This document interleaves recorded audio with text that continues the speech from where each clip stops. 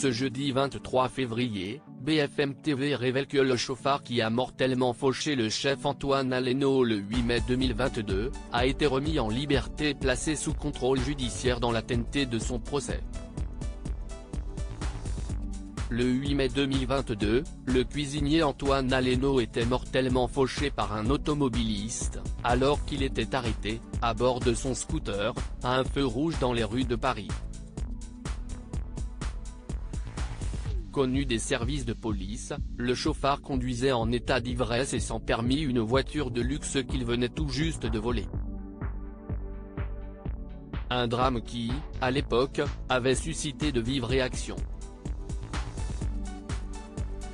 Anéanti, le chef étoilé Yannick Aleno avait fait part de son immense chagrin au lendemain des obsèques de son fils, disparu brutalement à l'âge de 24 ans.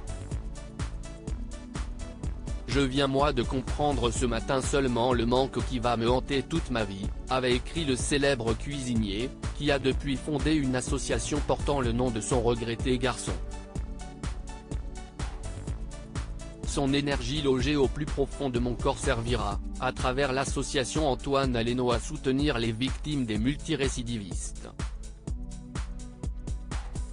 Antoine Aleno, fauché par un chauffard multirécidiviste déjà recherché pour plusieurs délits routiers et testé positif à l'alcool, mais aussi aux stupéfiants, le jeune homme qui a tué Antoine Aleno avait été présenté, 2 jours après l'accident, à un juge d'instruction qui avait ordonné sa mise en examen et son placement en détention provisoire.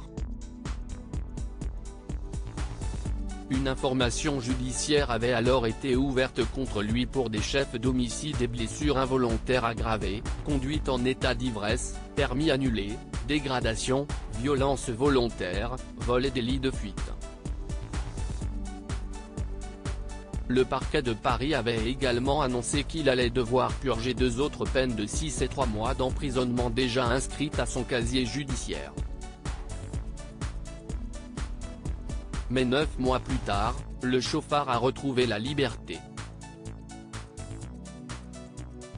L'auteur de l'accident d'Antoine Aleno remis en liberté, comme le révèle BFM TV de sources concordantes, ce jeudi 23 février, l'auteur de l'accident qui a provoqué la mort d'Antoine Aleno a été remis en liberté et placé sous contrôle judiciaire le 10 septembre 2022.